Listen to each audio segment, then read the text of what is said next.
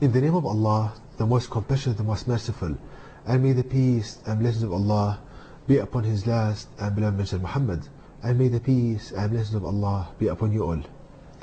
This is the 22nd episode in the Quran and Practice program. It's entitled Sex Education from the Guidance of the Qur'an. Now, as an introduction to this topic, there is a need for every person to know what is the relationship between a man and a woman, especially when that person reaches the age of maturity, puberty. Now, in this, people are divided in two main categories. The first category is that they don't know and they don't have any idea on how to teach their children what happens between a man and a wife. So, and the danger in this, that most often that these children, they learn distorted and perverted ideas about this pure relationship between a man and a woman. The other category of people is that they go to the guesswork and conjecture of people, which can be right and can be wrong. And the danger in this is that if you teach your children wrong aspects of the relationship between a man and a wife, then you damage him for a very long time. Now, where we can learn sex education in a pure form, the only book on the face of the earth that teaches you the relationship between a man and a wife in its purest form is the last revelation of Allah God to people, the Noble Qur'an. Now, in the Noble Qur'an, Allah God teaches us how to understand and how to teach the relationship between a man and a wife in a pure and informative fashion. Allah Almighty states in the Noble Qur'an in chapter 2, verse 223, the following: your wife is like cultivated land for you. Your wife is a cultivated land for you. So, if we take this first part of this Quranic verse, this first part is the key to teach sex education. Allah Almighty states that your wife is a cultivated land for you. Now, how we can understand this, and how is this the key for sex education? Allah Almighty states that a wife is a cultivated land, meaning a land ready to bear children. So we see that Allah Almighty gives the similitude of conception, pregnancy and birth to the stages involved in growing plants from the earth. So we need now to compare the stages involved in growing plants from the earth and those involved in conception, pregnancy and birth. Now, the first stage in growing plants is the existence of the soil, a cultivated land. Similarly, we find a wife, a woman. Now, a land can be fertile to bear the embryos of plants. Likewise, a wife, a woman, can be fertile to bear children. And also a land, there are certain types of land, they cannot bear kind of embryos of plants. Also, we find women that cannot bear children. So we start to see the similarity between the two. Now, the second stage is the existence of a kind of opening in the soil and a cavity in the soil for placing a plant seed. Likewise, in women, there is an opening in the female reproductive system, a slit or opening, and there is a cavity inside the body, the womb, which holds the seed, which is the egg of a female.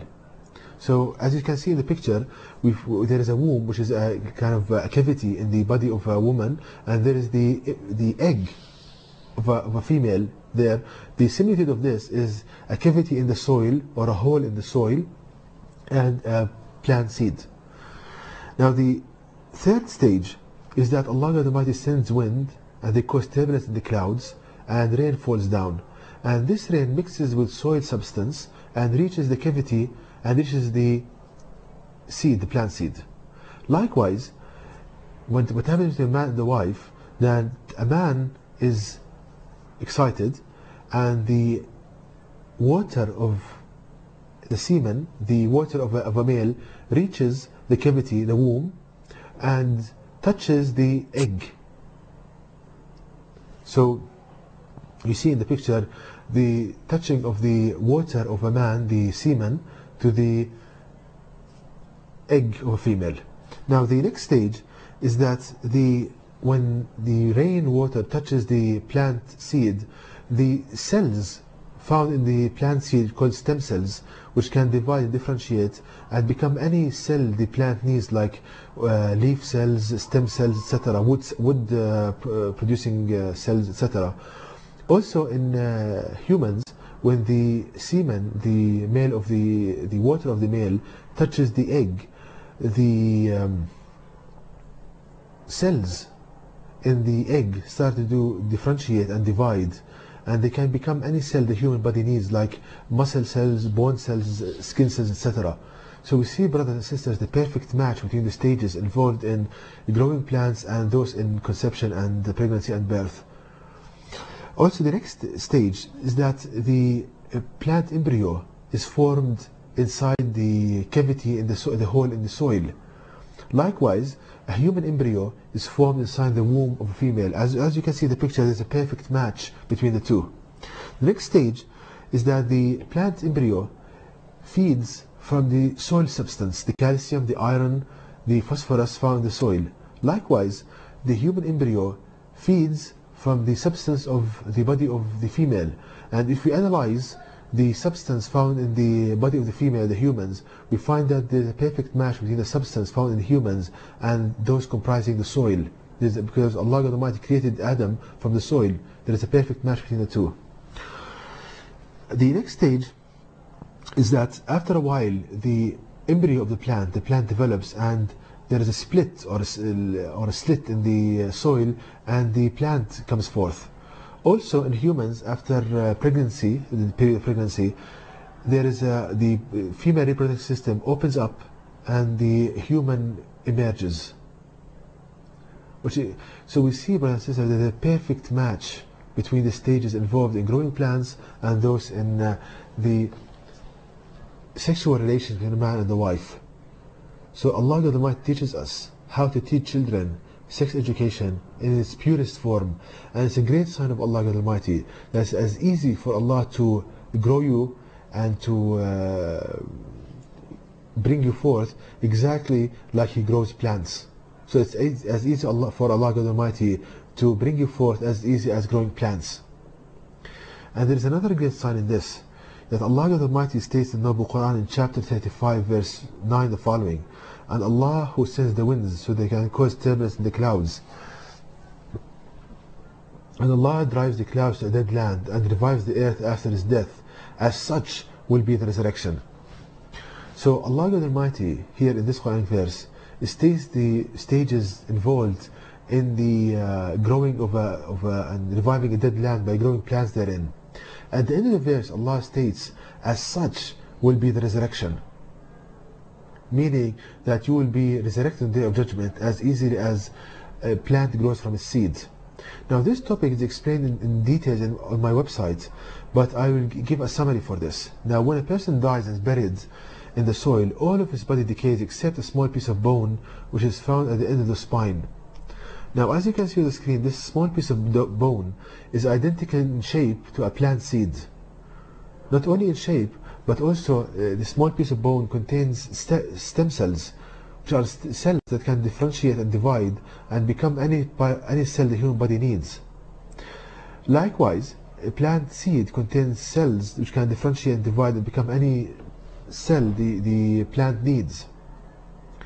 Now on the day of judgment, Allah Almighty will send the wind, because turbulence in the clouds and rain falls down.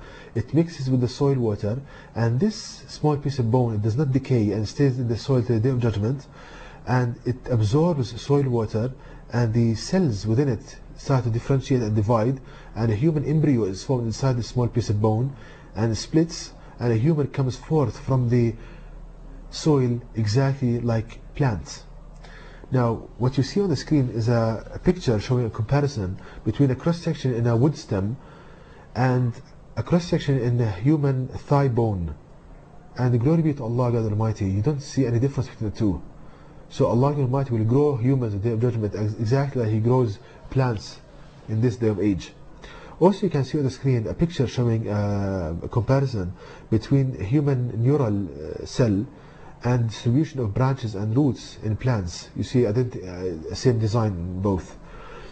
So we see, brothers and sisters, that in teaching children this kind of knowledge from the Noble Quran, firstly, you teach them the purity of what happens to the man and the wife, and it's a great sign of Allah God Almighty. And the sign of the resurrection of people is the greatest sign of the Noble Quran, how Allah will revive people in the day of judgment and resurrect them.